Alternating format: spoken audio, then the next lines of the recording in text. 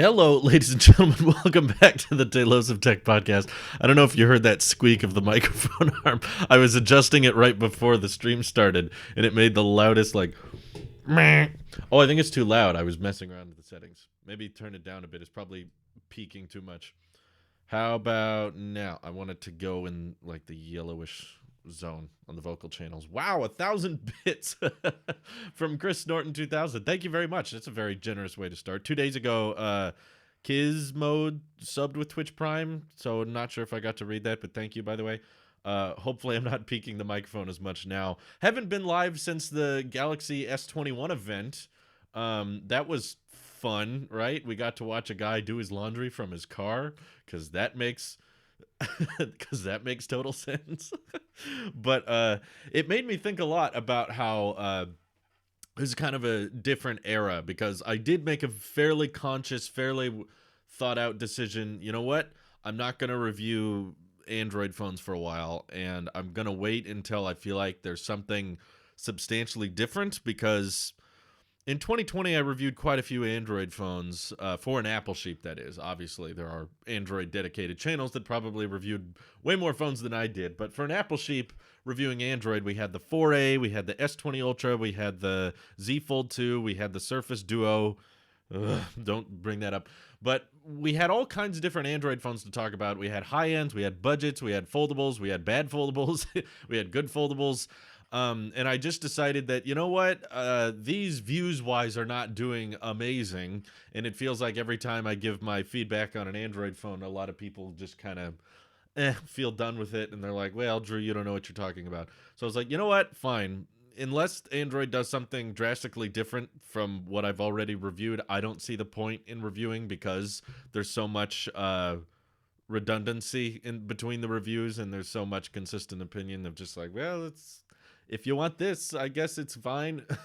But I have bought the Galaxy S line ever since the S8. I bought the S8 Plus, I bought the S9 Plus, I bought the S10 Plus, and then I bought the S20 Ultra. So this is the first time since 2017, I believe, that I'm just going to take a break, because it does genuinely feel like, I mean, the Ultra feels like a digression, like a regression in features in so many different ways.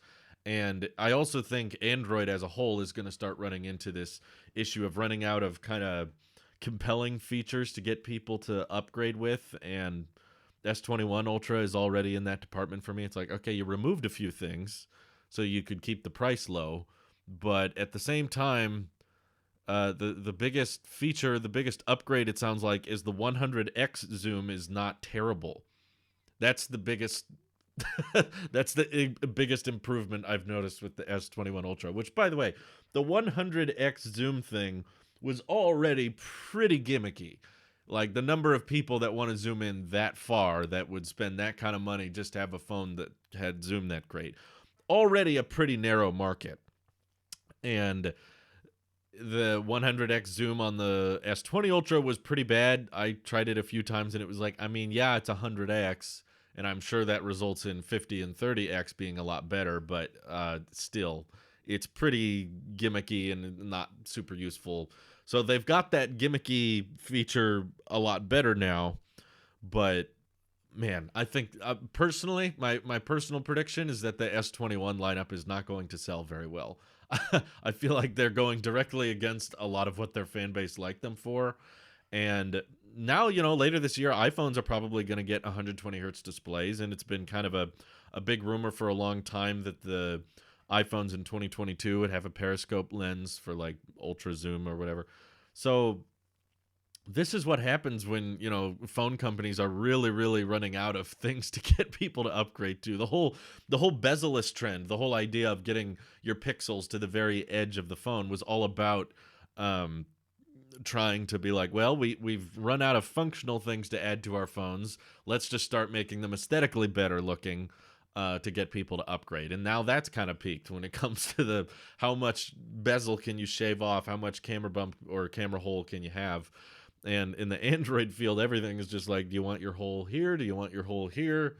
And then there's slight variations on the battery capacities, and the cameras are all kind of being bought by the same company. So yeah, it's going to be interesting, in my opinion, to see how tech channels in general and the tech community adjusts to having uh, smartphones become less and less different from each other. And as iPhones, I'm sure, are going to get better zoom too and better displays. I would say they have peaked in the sense, not in the sense I'm saying they've peaked that they can't get better. I'm sure they can get better. There's all kinds of things they could do. They could make faster chips. They could make better cameras, but that would not be a leap in innovation, in my opinion, to hide cameras underneath the screen or to get rid of the notch. It's still going to be the same phone at the end of the day. For the average consumer, you're not going to use your phone any differently if there's no notch or there's no camera hole. As in the biggest year over year changes to smartphones have already happened, in my opinion. I think that moving forward, there's not going to be any more massive leaps of like iPhone 7 to iPhone 10. That leap happened in 1 year. Or even upgrades like iPhone 11 to iPhone 12. There were a lot of changes in that year, and at the same time, still not that many when you think about it. So this problem is just going to get worse and worse and worse. And I don't think the foldable trend is going to be the next big thing. I don't even think Apple's going to end up going through with it. I know Bloomberg has said that they have prototypes, but not fully working devices. They're just screen prototypes. They don't have like cameras or anything in them. So yeah, Mac is probably the big year of big subject for 2021 is all the changes coming to the Mac. But I did take a little trip this past weekend, and we were safe and everything. We quarantined for several weeks before we left, but we visited some friends who bought a PS5, and he finally got a hold of one. He was trying to get one for weeks. Model Y Mike from the EV channel, and I filmed the unboxing just last minute and put it on the gaming channel because I was like, I don't know. PS5s are hard to come by these days. Might as well film the unboxing. So we didn't have much commentary on it, but I just wanted to let you know I've tried it. The console is enormous. It's in my opinion, it's way too big. I guess some people kind of like the idea of having a big chunk console or whatever. But I think trying to fit that thing in media stance is going to be pretty obnoxious for a lot of people. And that's probably what they should work on for more future generation PlayStations. I hope they can find a way to make them smaller, because that PS5, in my opinion, is way too big, but the controller was dope. I loved the trigger sensitivity things, and I played a little bit of Spider-Man and a little bit of that that free game they give away with the PS5 that lets you, forget what it's called. You're basically playing inside the console, but it takes advantage of all the different taptic feedback and stuff. And that was cool. So thanks, Mike, for letting me try that out. That was fun. Let me catch up on donations here. Liquid Retina, thank you for the Twitch Prime for 23 months, almost at the 2-year point. Wow, that's big poggers. Thank you, Liquid. I appreciate that. And 100 bits from Chris Norton says, how long have I been a sub? A long time. I think it says 25 months, so over 2 years, Chris Norton. Thank you very much for that. And I hope you know none of that is necessary. And we also got 10 bits from Red Hair, who says, brings up Surface Duo. Please don't. Can we just pretend the Surface Duo never happened? That was just a bad dream in the past. It's all behind us now, right? Apple should make a commercial with a Mac picking between a bag of Intel chips and a bag of Apple Silicon chips. I find it funny they couldn't get Justin Long back for the Mac versus PC guy. Like, they got PC back for the Mac event, but you're telling me with TV Plus and everything, they can afford Jason Momoa, they can afford Jennifer Aniston and Steve Carell, they can afford Oprah, they can afford Tom Hanks in his movies, they can afford all these big actors, but they couldn't get Justin Long back to do a Mac and PC ad? Like, it must have not been a question of money. I know Justin Long ended up doing some Huawei commercials at some point. But I mean, come on. That doesn't mean he hates Apple. The guy's got to work.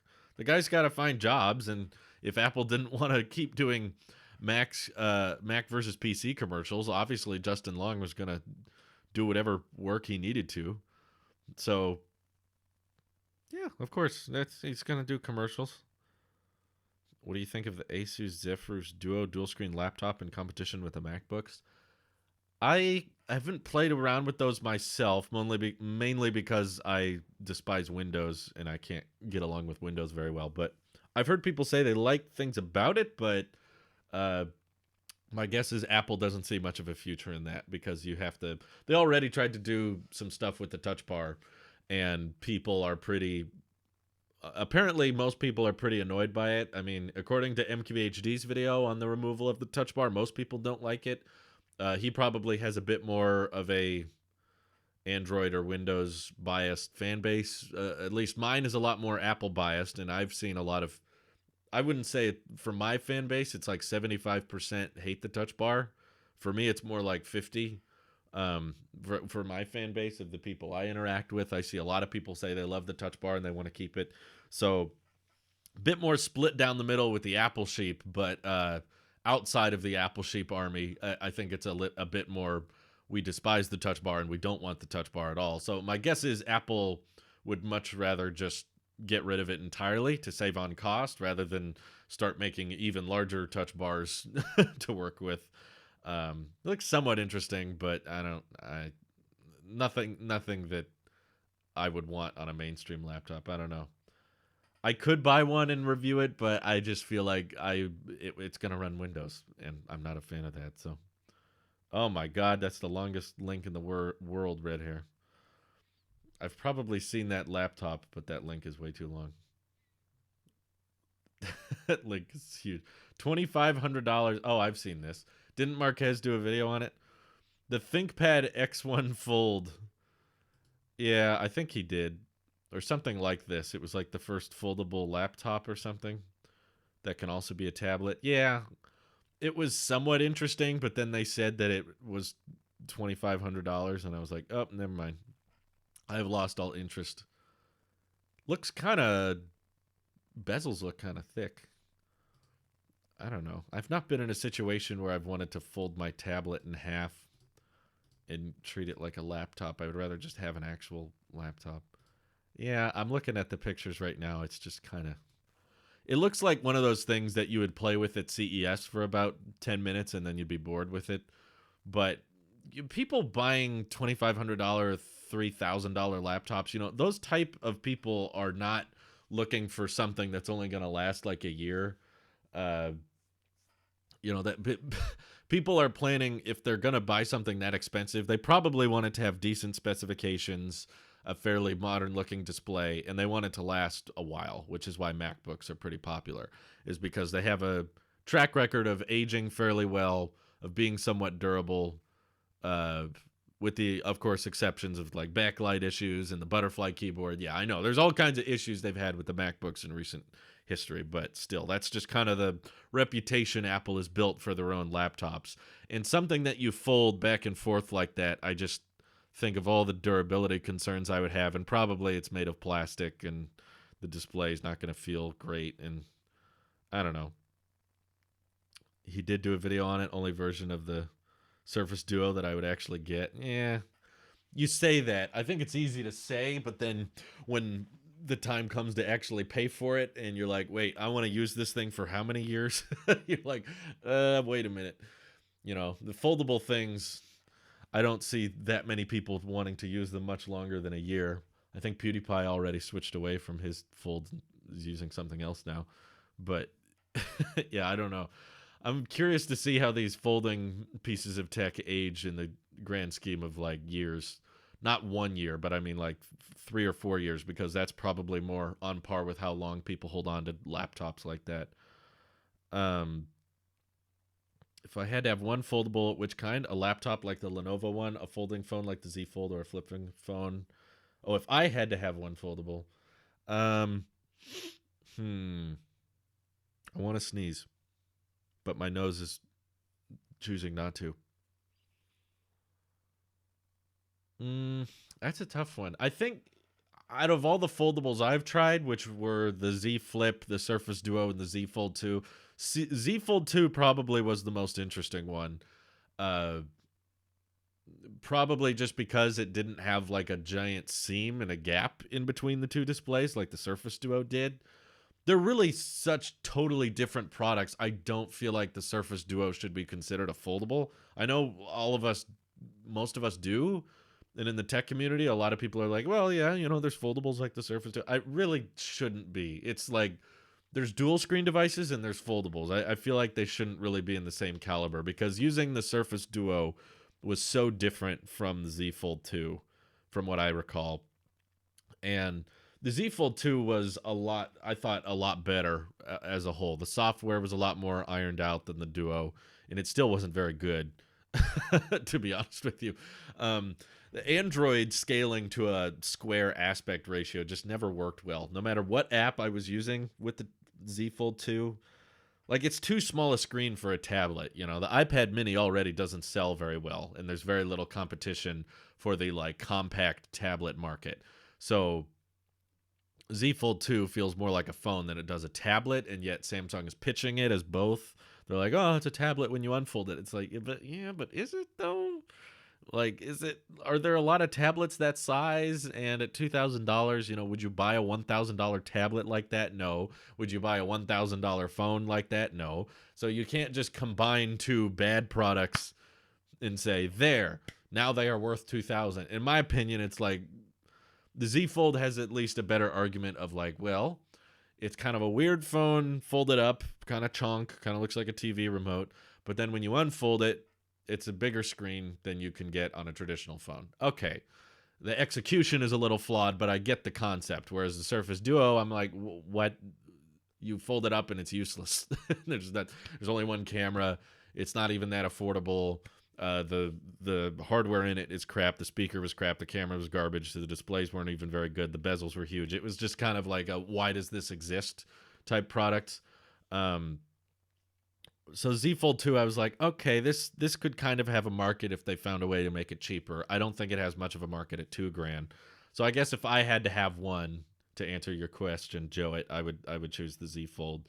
Probably not the Lenovo one, just because I despise Windows from personal experience, it's not me being an Apple sheep. Oh, I'll never touch a Windows computer because Apple didn't make it. It's like, no, I've had years worth of experience with Windows computers, and the amount of things that they have caused me, the amount of issues I've had with PCs, and the amount of software and driver corruption problems I've run into has made me despise Windows. So no, making the Windows laptop fold in half so that I can first of all, using a Windows tablet is not very useful in the first place. That's what the Lenovo runs, right? Is it Windows, or did they give it some weird Intel Core with foldable? Well, it says PC. I don't think they would put Android on this, right?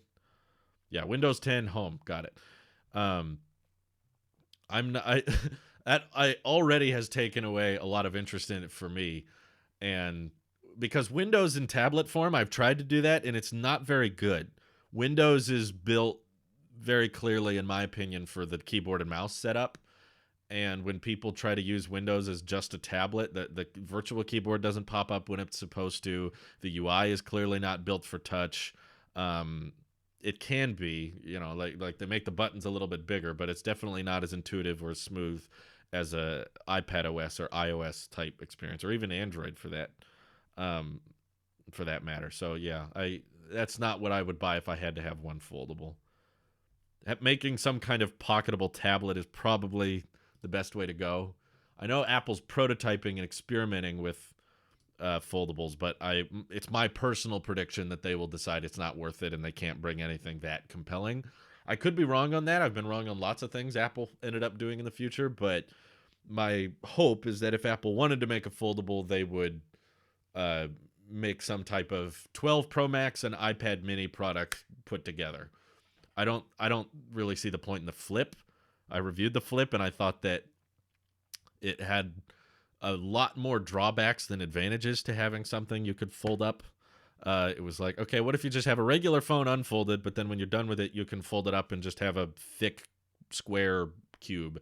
To me, that made it harder to get out of the pocket because it falls in deeper. It's not really much lighter, and you have to compromise a lot on the specs because when you put a hinge in something, you have to cut up batteries and cut up the processors, and that's why you get things like the Z Flip, which are like $1,400, but with pretty mediocre average specifications. It's just for what? The advantages don't outweigh the compromises for that. I've never been like, especially when you can have phones like this now, like the 12 mini, and just be like, This is small. This is way more portable than the Z Flip, in my opinion. Because when you fold up the Z Flip, it's probably like that tall and like that wide. And this probably takes up less space in your pocket. It's definitely lighter, that's for sure. 50 bits from the, I don't know how to say that, Laracuda. What is your opinion on the WhatsApp situation? I really haven't followed it that much because I'm not a user of WhatsApp. I just use iMessage for everything. I barely even use Facebook Messenger, but I have a few people that like to text me on there. And I know it's Facebook and I know it's not secure, but I feel like, yeah, in general, Facebook owns WhatsApp and Facebook is not a company focused on privacy, but based on off the record conversations I've had with people that work in cybersecurity, I have some family friends that do, and I've have some friends that do. Digital security is fairly mythical in today's day and age. Okay, like the amount of things that the government or the amount of things that people can access through backdoors or that kind of thing is kind of endless and probably a lot worse than you think it is. So yeah, Facebook is bad, Google is bad, but kind of everybody is. And the only real way to dodge like every service or every piece of software that is bad for security would be to basically just like go into a log cabin with no internet access in the middle of the woods somewhere. Like that's probably the best way to avoid what's it called, cyber security threats and that kind of thing. But yeah, WhatsApp is not great for security. I agree. And if you want to switch to something else, I have no problem with it, but it's not really a debate I have myself. I'm just comfortable with iMessage, mainly because it's built into all my products, so I don't have to download a separate app and have a separate password and everything. It's just built into Apple ID and that kind of thing.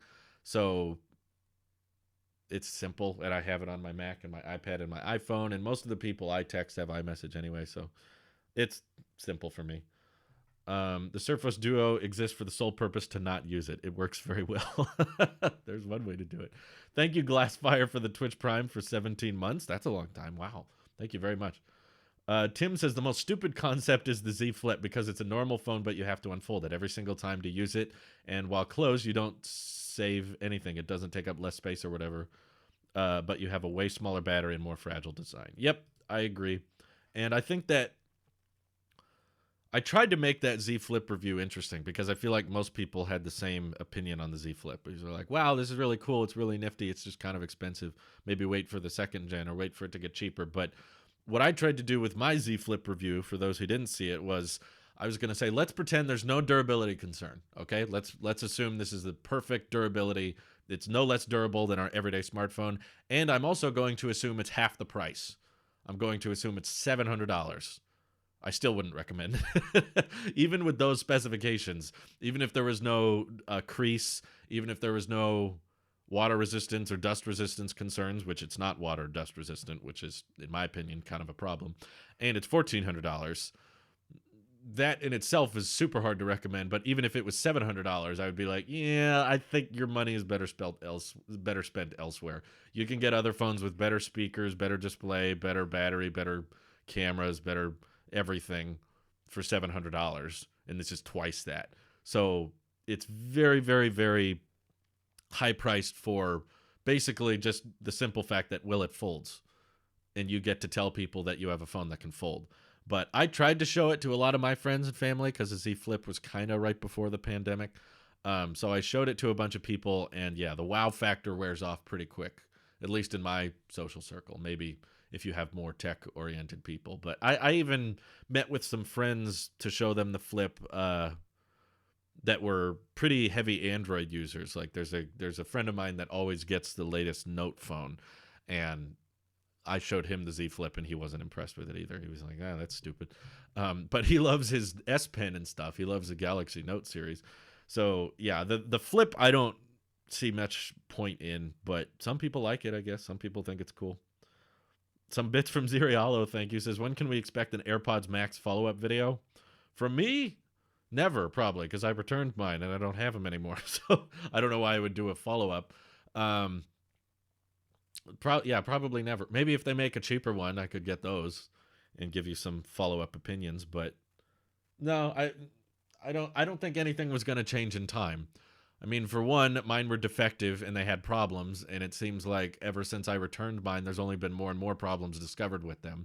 So I don't know if you want a follow-up video for that, but people have been discovering moisture buildup issues with AirPods Max, and now I've been reading this morning about a battery drain issue that people are saying overnight they will drain down to 0%. So that sounds like a software problem, but still doesn't sound like they're going too well. And all of my thoughts and opinions on the AirPods Max have not changed.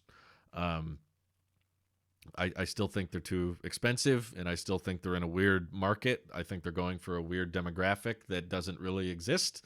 You're going for like this, I use my headphones with my phone, but at the same time, I need that pro class audio, and they should have picked one or the other. Make great headphones for wireless use, or make great Mac Pro headphones, or go balls to the wall with both. You know, don't go half step on both because of the design compromises they made and the price point they put it in. It's not great as just a normal pair of wireless headphones.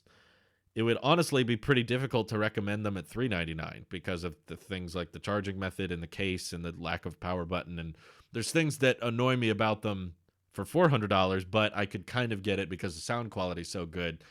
But yeah, if they would have made something that could be catered to as a Mac accessory that you can use for Logic and include the wire and everything and that kind of thing. So yeah, there you go. There's my AirPods Max follow-up thoughts. Not worth it. Wouldn't recommend it. Do you think LiDAR had a lot of potential in being a main feature for the 12 Pro? Well, a main feature? No, I don't think LiDAR ever had a chance because it's really not super practical. I mean, it's interesting technology, but the number of people that can actually utilize LiDAR for its intended purpose is pretty small. There's a few people I've met that are like, well, I do 3D modeling and there's this app I use that takes LiDAR. But yeah, it's like the number of people buying iPhones that also need to do 3D modeling. It's a very, very narrow niche of people that can actually utilize that. So no, I don't think it had potential for being a main feature. I think 120 Hertz could have been.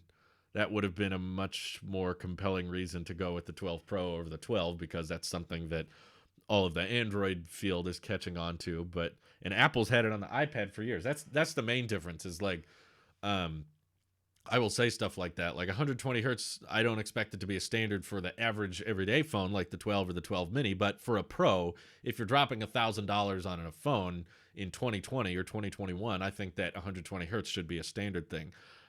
Especially looking at what Android does. And people tell me, well, Android's getting rid of the notch and getting rid of the camera hole, that kind of thing. So why don't you feel the same way about notches and camera holes? And I would say, well, if Apple had been doing getting rid of the notch and getting rid of camera holes on, I don't know, things like the iPad for like 3 years, maybe we'd have a different discussion. But I guess the iPad bezel is thicker so they can incorporate all of Face ID into the side bezel. But they've had 120 Hertz on the iPad since 2017.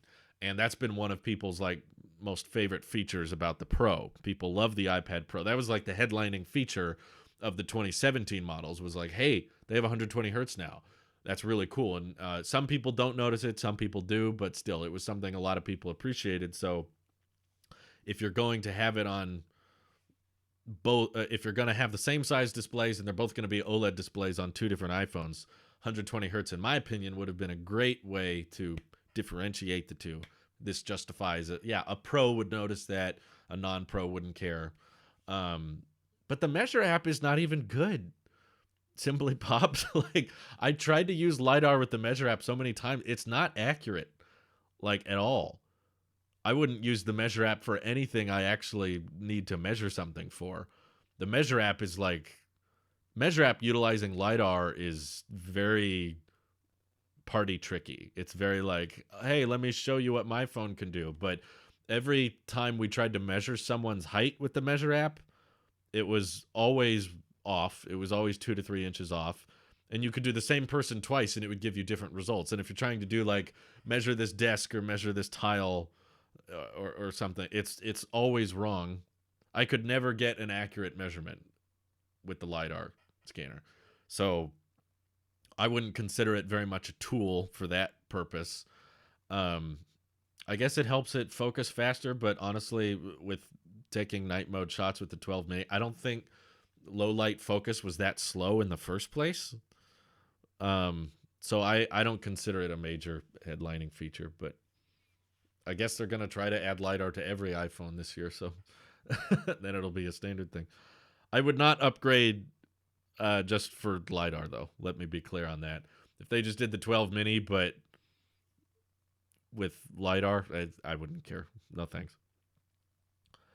Yeah, I know. Most people don't notice 120 hertz. I'm well aware. But I still think that if you're trying to justify a $1,000 purchase, when phones like 12 and the 12 mini exist, and that's the kind of premium you can get for under $900, to me, LiDAR doesn't justify the extra cost. For some people, they think it does, but I respectfully disagree.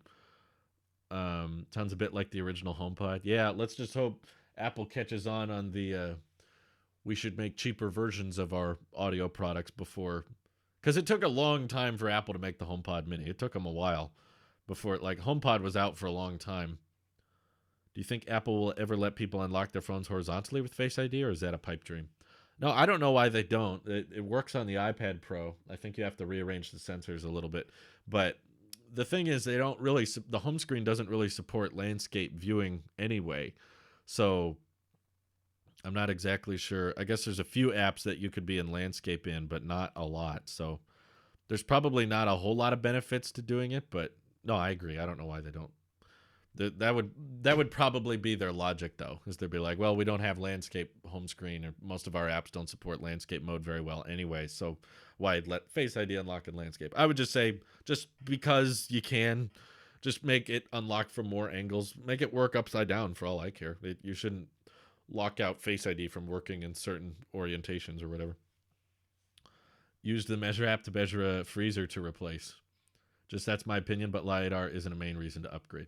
Yeah, I would agree.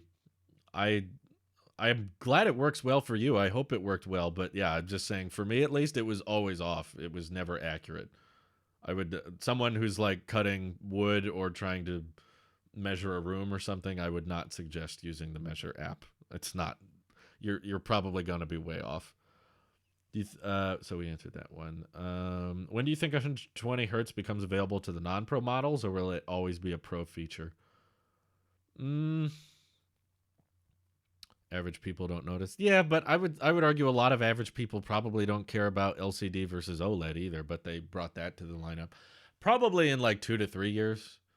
Maybe like 2023, 2024. I could see them eventually making it a standard feature, but on one hand, yeah, I agree. It's not something most people would notice or care about, but Snazzy Labs brings up a good point about 120 hertz, which is that Apple puts all kinds of work into things that no one will notice, but give you a different feeling for like background use. You know, like iPhones now have a 120 hertz touch sampling rate, which means the refresh rate at which it registers where your finger is and how you're swiping is 120 hertz. Now, average consumer probably wouldn't notice the difference between 60 and 120, maybe a little bit, but that extra 120 hertz touch sampling gives the iPhone just that little bit more responsiveness that you don't consciously notice it, but subconsciously I think it makes a difference. And I feel like they could eventually do that with 120 hertz on the iPhone and just be like, no, not everyone will notice, but the ones that do will appreciate it. And it plays on that little subconscious, like it works in the background thing, and your mind will feel like it's a bit more responsive and a bit more lifelike and more motion filled. So I and the other thing is iPhones are going to run out of things to add. You know, I already think they're running out of things to add. This is definitely going to be an S year. You know, okay, we get Touch ID back. That's probably the biggest headlining feature of 2021 is that Touch ID, whether it's on the side button or whether it's in the display of some kind, will come back. There doesn't have to be shorter battery life. If it's a LTPO OLED panel, it can dynamically change between 120 and 1, which is what it is in the iPad Pro. You know, the iPad Pro's got 120 hertz and their battery life didn't change. So there's a way to add 120 hertz without compromising battery. And by 2022, 2023, 2024, we're going to have 3 nanometer chips that are more power efficient than the ones are today. And sure, you can turn it off, but most of the people I know with iPad Pros don't turn off the 120 hertz display. And when they do, they don't notice much difference in battery life. So they will probably bring it to the rest of the lineup, but it won't be like a major reason. I don't think there will be a major reason to get them for that. Like already this year, let's say, okay, we get camera upgrades, we get 120 hertz on the Pro models, we got Touch ID across the whole lineup. Now what? What do we do next year? Shrink the notch, I guess. Super zoom, telephoto lens is way faster now. Okay, what do you do now? Okay, now we've got, the space zoom. We've got 120 hertz. We've got a slightly thinner notch or something. Bigger batteries, Yeah, no, TSMC is already working on 3 nanometer chips. There was a report about that. I think I read it. Where was it? Don't ever be like 5 nanometers so small. Is it even possible to go thinner? Oh yeah. I mean, just think like 20 years ago they were saying, no one would ever need more than 10 gigabytes of storage, and here we are. We're like, I want 128. The microchip technology can change in a heartbeat. Who was it? Oh yeah, TSMC on track to mass produce more powerful and efficient 3 nanometer chipset. This was 3 days ago.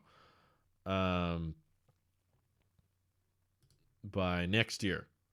They want to mass produce it by 2022. So that's according to Digitimes, which has a somewhat decent track record. I think Apple Track has them around 60 or 70%, but I believe it. Yeah. Production process doesn't say anything, so 3 nanometer doesn't mean anything. So yeah, of course it's possible. Intel's 10 nanometer is more dense than TSMC's 7 nanometer, for example. There you go. So size isn't everything, but it does make a difference. Imagine 1 nanometer chips. I bet they'll go. I bet they'll go smaller. With you can invest a whole lot into research and development when you have a massive market. If you know that Apple wants to sell how many iPhones a year? Hundreds of millions potentially, and that other companies are gonna want to buy chips similar to that sell in the hundreds of millions. If you know that there's going to be that kind of demand, and you have the most valuable company in the world saying, yes, I will give you billions of dollars to build these, then yeah, you can invest heavily and do things that don't seem possible. Like, what? Can we really go smaller than 5? Oh yeah. They'll probably go to 0.5. They'll probably go to micrometers, whatever, in time eventually. It's just going to make them harder and harder to work on, but they'll be really fast. That's for sure. 5 nanometer chips probably weren't even conceivable like 10 years ago. A silicon atom is 0.2 nanometers. Can't get smaller than that. Just you wait. Wait till they find a way. What do you think? When do I think 120 hertz will come to the Mac? That's something I don't see happening for maybe maybe a long, long time.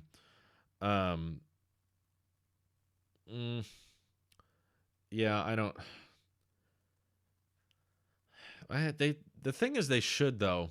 Maybe they'll consider it more when they realize that they can't really do much more with the iMac, because if it's as great as it sounds like it's going to be, because I was really excited by the Bloomberg report about the redesigned iMac coming out with the thinner bezels and the flat back, and I'm like, yep, that's an iPad. Let's do it. So, okay, we've had the same design iMac for 11 years. They're finally going to update it. They're finally going to give it a fresh new look. Let's say the bezels are really, really thin, and maybe they give it Face ID or something crazy cool like that. And it's so futuristic. It's so modern. Now what? Like, how do you make that better? How do you improve upon that in the future, other than just, oh, it has newer Apple silicon. Oh, this new silicon is faster than last year's silicon. Of course, we get that. There's always going to be better chips coming out, and the Apple chip department is crushing it. So of course we can expect that to get better. But what would be a main motivating factor? I don't know, maybe 4 to 5 years from now, they're like, well, we want to give the iMac something special. We want people to feel like the iMac upgrade is worth it. So let's give it something like 120 hertz, even though, yeah, gaming on the Mac is really not going to be a big popular thing. I personally don't believe that Apple Silicon is going to change very much for gaming on the Mac. I still think it'll be like a Oh yeah, you can play some iPhone games on the Mac, but that's about it. Not anything major or AAA title, and I don't think Apple Arcade is really going to change much for Mac gaming. I think Apple's main focus for gaming is going to be mobile, just on the iPad and the iPhone, and I don't see them stretching much outside of that. So I don't think they would pitch 120 hertz on the Mac as like a great gaming feature. I think there's only like 4 or 5 games on the App Store that run at 120 hertz on the iPad, and that's been around for years now. So, and also we've had keyboard and mouse support on the iPad for almost a year, and I think there's only one game that actually has keyboard and mouse support on the iPad.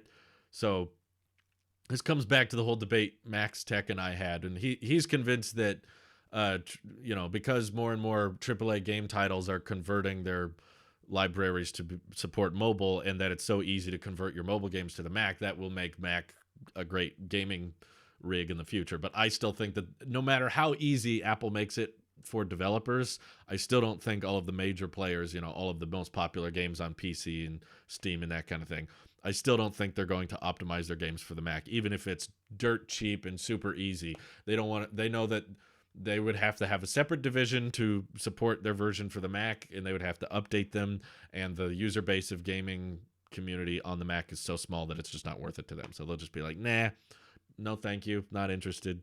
So I don't think that's going to be a great motivating factor. But if Apple's just running out of things to give to the Mac, and the iMac is already so cool, it's so powerful, the bezels are thin, and it looks modern and everything, they're like, now what do we do? I guess 120 hertz, sure. They're like, cool, now the display is better than before.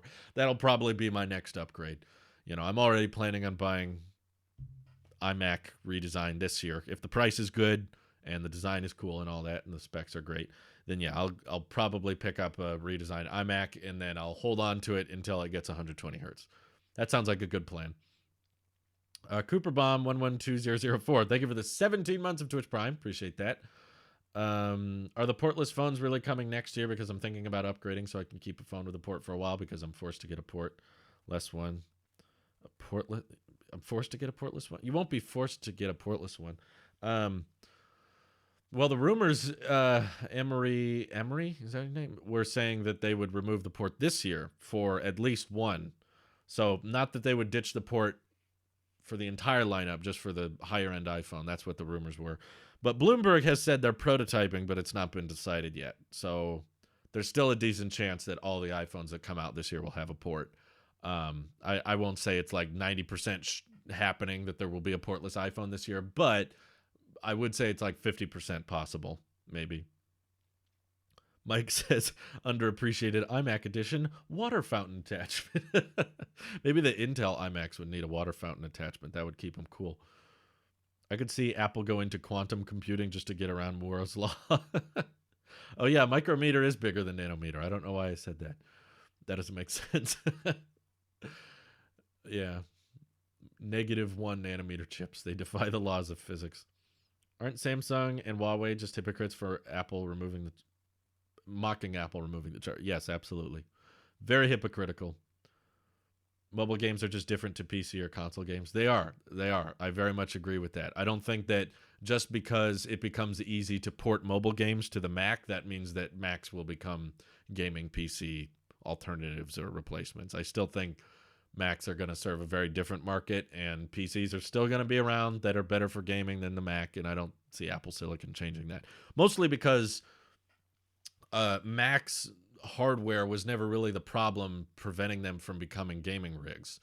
I mean, sure, they were a bit more optimized for video editing and audio engineering, more so than they were gaming, but there were still plenty of Mac computers out there that had great GPUs that if you built a game optimized for Apple's metal and optimized for Apple hardware, you could get a game to run pretty great on the Mac, but they still didn't have that big of a catalog or that many games you could actually play. And because the main demographic of gamers were on Windows and optimizing for that hardware, that's why most game devs and most major titles were optimizing for PC. It's more of a software issue, not so much a hardware issue. And people were like, oh, well, now that Apple's switching away from Intel, making their own processors and making their own graphics cards, that'll make them better for gaming, right? It's like, I mean, Yeah, but that wasn't the main reason Macs weren't great at gaming.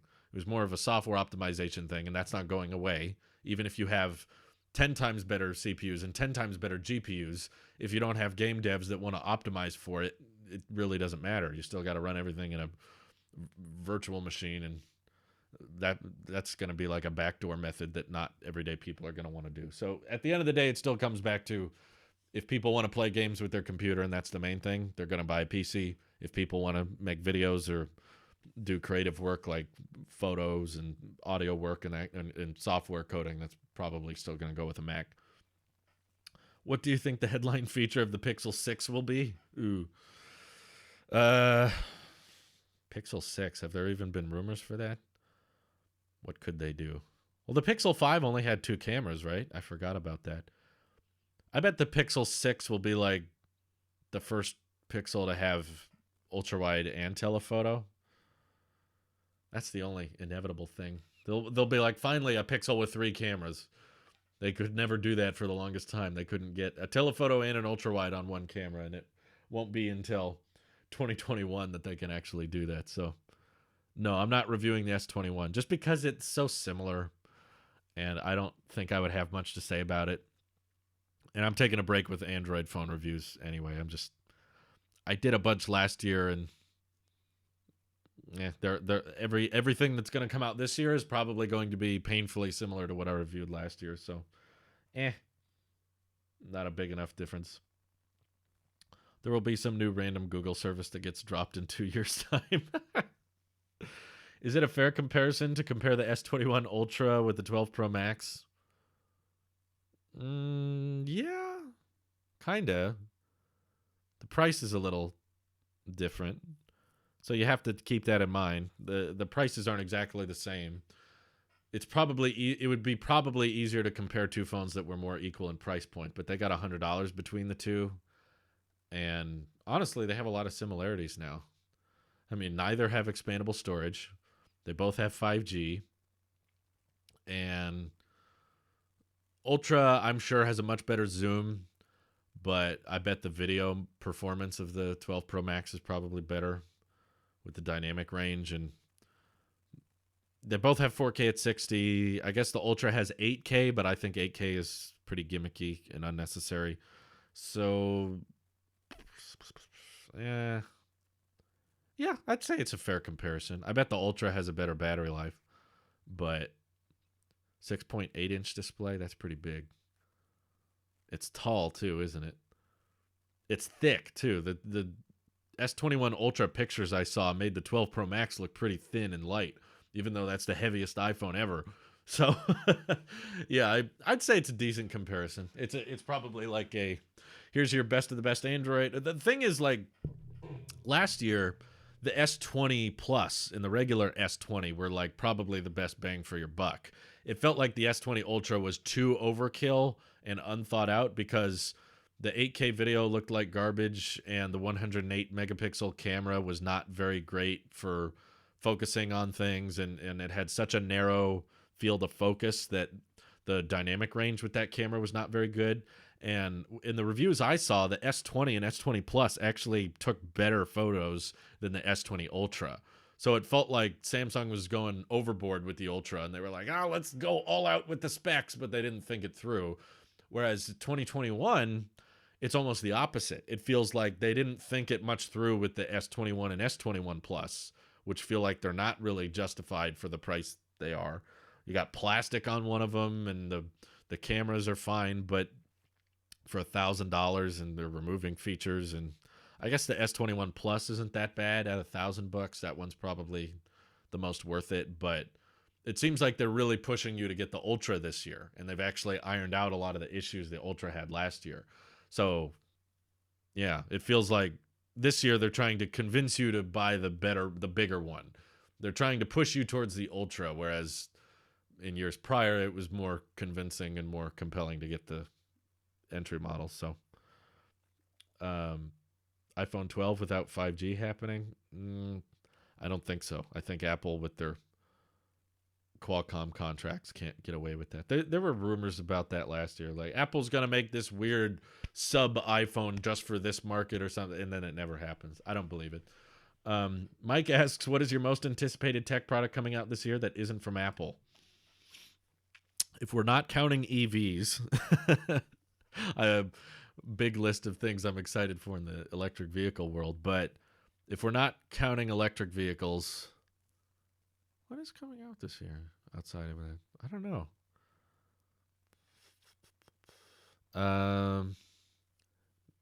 That's a tough one. That's the thing. I feel like I'm just covering Apple now because there's the most interesting stuff in that department. Outside of Apple, it's like,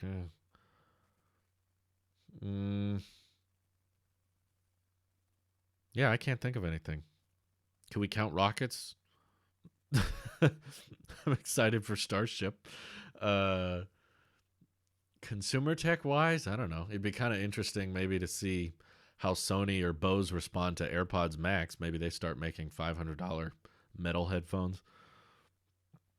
I think AirPods Max might give Sony and Bose some breathing room. They're like, oh, we can charge that much for headphones? I didn't realize that. If Apple's charging $550, then that means we can make way more compelling headphones at that price. So I'm not really excited for anything Intel related. Simply Pops is saying the Subpack X1 is the tech I'm looking forward to. I don't even know what that is. Subpack. I need to look it up. What is this? I'm seeing the links. Is this a backpack? The audio, low frequency reference, connect to the deepest bass. You wear it on your back and it... What? You strap it to your chair? What the heck is this thing? It gives you bass? Man, I'm going to have to try that. I've never heard of that. Thanks for bringing that up. I'm looking forward to the Apple chainsaw. That'll be probably like $5,000. A soft serve ice cream maker. I have the original AirPods and I have no reason to upgrade. Well, that's good. It's a subwoofer backpack. Now that's interesting. I did not realize that was a thing. How much is that? Is it expensive? It says limited quantities. $550. Holy crap. For a subwoofer that you strap to your back. That's fascinating. I'd love to try that sometime. I don't think I would buy it, but if the pandemic gets better. Does a vaccine count as a tech product? How about that? iPhone 13. We removed the phone because we assume you already have one at home. We removed the phone from the box. It's just an empty box. I've changed my mind on plastic back. I like it because it's less fragile and it allows for the same features. I don't know. Plastic gives off kind of a... There's nothing really wrong with plastic, but I expect it on like sub $700 phones, at least. More like sub $500 phones. Like the Pixel 4a is plastic and it's $350, so that's fine. But when you have plastic on an $800 phone, that's when I'm like, man, really? I mean, at $800, I just expect like good glass, nice, firm, premium feeling glass. I don't want to feel plastic on the back of my phone when I'm spending $800. I don't love it. Because Android manufacturers focus way too much on raw specs in the last almost 10 years, and they can't put those in a mini phone. Yeah, that's the main reason Android can't make a smaller phone. Oh, it's $399 for the sub pack? Yeah. Not much better, to be honest with you. As soon as a backpack is over $100, it's kind of a commitment at that point. I've been using the same backpack for like 6 years. My dad got it for me for Christmas. I think back in high school. It's like one of those Swiss Army backpacks. I'm looking at it right now. One sec. It's pretty sweet. It's got a lot of different subcategories, and I literally brought this to school. That's how long I've had it. And I still take it on vacations and stuff. Like when I went to the Philippines, that was a trip that was like 10 days or 12 days or something. I fit like so much clothes and all my tech in here. It's full of old cameras right now I don't use. This was an old Sony Handycam I bought, I think in middle school. I think it still works too. But I just kind of store stuff in it now. And then I upgraded later to the Lumix cameras, which I've recorded so many tech videos on this. Pretty much all of the videos in the attic, you guys remember, was all filmed on this camera. And what else? This I don't even think is mine. Oh yeah, this is a friend of mine. He just gave me this camera before he went into the Air Force. He hasn't gotten back yet, but yeah, I hope he doesn't want it. Well, I hope he doesn't need it. I mean, if he wants it back, he can have it. I don't need it. But yeah. You had a JanSport for a long time. Dude, JanSport was like the standard. Everybody had the JanSport. I remember having a JanSport. But yeah, this has tons of space. I can fit all of my mobile tech basically can fit in this bag. It's not really a real backpack. It's only a subwoofer that's strips on your back. Straps on your back. Yeah, that makes more sense. McApple Big Mac. I wished Apple can tell me if the phone is fast charging or not. Oh yeah, I guess they don't really tell you. I don't know why they don't tell you. They should probably. Don't Androids have like a rapidly charging thing they tell you? Probably because it doesn't fast charge for very long in the first place. But yeah. No, it's cool. I like how back in the day these backpacks had the little headphone thing in the top. It's like you can put your... What did they think we were doing? What kind of madman would put their music player in the backpack and then feed the headphones out of it, right? Who does that? I don't know why they still... It's like, this was not built for the wireless headphone world, but I've had it for many, many years, and it's never failed me. The zippers all still work great. Nothing on it has broken. But yeah, I've literally taken this halfway around the world and back. So that's my go-to travel backpack, and ever since I got it, I've never had the desire to upgrade. And I've seen other YouTubers do their like, what's in my bag, or this is the bag I bought, and I've just never found a compelling reason to get something else. I've seen a few backpacks that had batteries built into them, like mobile battery packs that you could charge your device while they were in the backpack, and I was like, that's kind of cool, but I don't need to spend money on it.